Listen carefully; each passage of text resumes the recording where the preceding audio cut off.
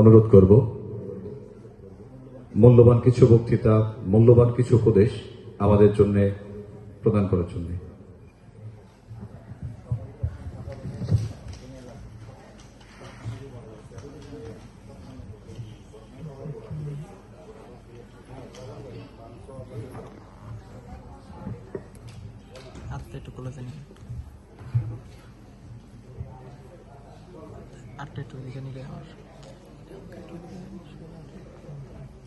সম্মানিত প্রধান অতিথি, সভাপতি এবং উপস্থিত সুধী, শওকত মোল্লা স্মৃতি উন্মুক্ত পাঠাগার আন্দুলিয়ার দ্বিতীয় প্রতিষ্ঠাবার্ষিকী উপলক্ষে যারা এখানে উপস্থিত আছেন, ছাত্ররা, অভিভাবকরা, সম্মানিত ব্যক্তিবর্গ, সবাইকেই আসসালামু আলাইকুম। ওয়ালাইকুম আসসালাম। আপনার উপর শান্তি বর্ষিত হোক। তো আসলে আমাকে যেই টপিক নিয়ে কথা বলতে বলা হয়েছে সেটার টপিকের নাম হচ্ছে জীবনের লক্ষ্য অর্জনের পথে অন্তরায়। তো আপনাদের একটু জিজ্ঞাসা করি, জীবনের লক্ষ্য বা এম ইন লাইফ এই রচনা কে কে লিখেছে বা পড়েছেন? সবাই।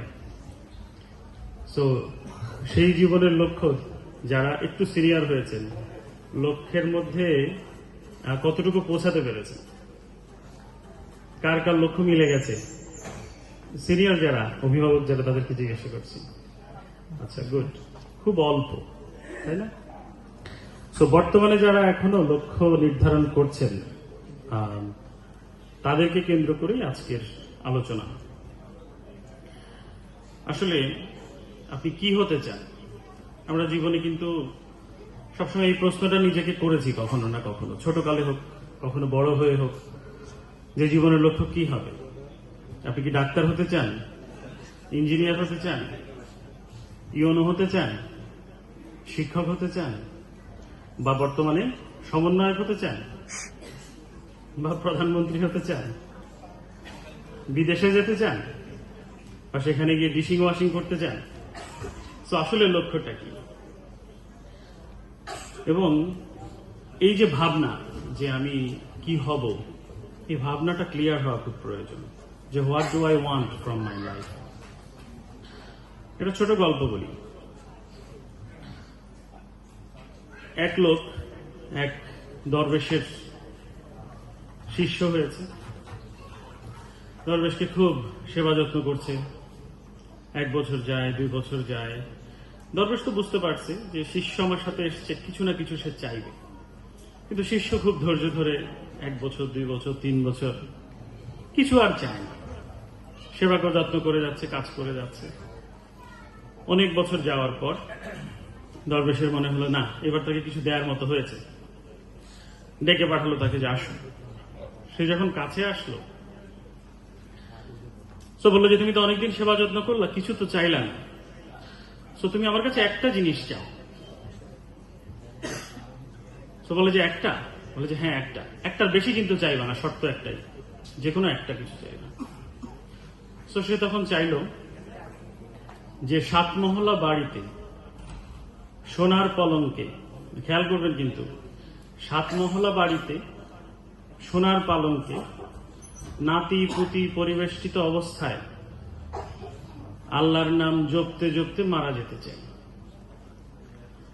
বোঝেন অবস্থা? 7 মহলা বাড়ি, সোনার পালঙ্ক, মানে তার স্ট্যাটাস খুব ভালো।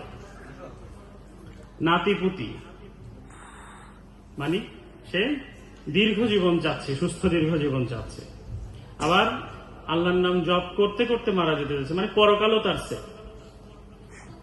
দরবেশ একটু উত্তেজিত হয়ে গেল, তুমি আর বাকি রাখলা কি?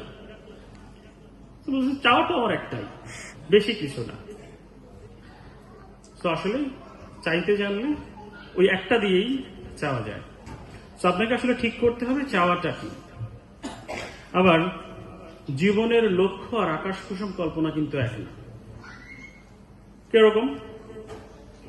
এক গোয়ালি, মানে সে গরু পালে, দুধ দই, এবং সে গরুর যে দুধ হয়েছে সেটা মাথায় ভার নিয়ে বিক্রি করতে যাচ্ছে, মানে তার নিজের গরু না, অন্যর থেকে সংগ্রহ করে দুধ নিয়ে এসে বাজারে বিক্রি করতে যাচ্ছে। তো যেতে যেতে ভাবছে এই দুধগুলো বিক্রি করব, বিক্রি করে আমার অর্থ হবে, সেটা দিয়ে ছাগল কিনবো, কিছু ছাগল পুষবো, সেখান থেকে আবার ছাগলের বাচ্চা হবে, অনেকগুলো ছাগল হবে, সেটা বিক্রি করব, সেটা বিক্রি করে আরো অর্থ হবে, সেটা দিয়ে গরু কিনবো, গরুর ফার্ম করব, এভাবে করে বাড়তে বাড়তে তার অনেক অর্থ হবে। তো সে যেহেতু অনেক বড় লোক হয়ে যাবে, রাজার ছেলে আসবে ঘোড়ায় চড়ে, এসে তাকে বিয়ের প্রস্তাব দিবে। এখন সে কি করলো, মাথা ধরে ঝাঁকি দিল যে নেহি কারেঙ্গা, মানে সে বিয়েতে রাজি না আর কি। যেই বললো নেহি কারেঙ্গা, মাথার সেই দুধের ভার কিন্তু পড়ে গেল, মানে তার ড্রিম শেষ সেখানে। সো ড্রিম বা জীবনের লক্ষ্য আর যেটা আকাশ কুসুম কল্পনা সেম না।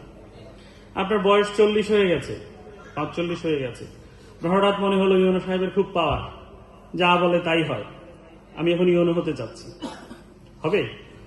সো সিস্টেমের মধ্যে থাকতে হবে, রাইট? চিন্তাটা ক্লিয়ার থাকতে হবে যে কেন। আমি যেটা বলছিলাম যে জীবনের লক্ষ্য অর্জন নিয়ে তো কথা বলতে চাচ্ছি, কিন্তু আমি অন্তরায়গুলো নিয়ে বলতে চাচ্ছি, মানে বাধাগুলো কি, আসলে শক্তিটা কোথায়। আপনি যদি বুঝতে পারেন যে আমার কি কি দুর্বলতা আছে, তাহলে আপনি আইডেন্টিফাই করতে পারবেন, ফিক্স করতে পারবেন। এটার প্রথমে এই পথে যাওয়ার, আপনার জীবনের লক্ষ্য পূরণ হওয়ার প্রথম বাধা হচ্ছে বিশ্বাস। বিশ্বাসটা যদি নড়বড় হয়, মানে আপনি কি চান এই ভাবনাটা খুব 100% বিশ্বাসে আসতে হবে যে না আমি পারবো। এবং যখন আপনি জেনে গেলেন যে না আমি এইটা হতে চাই,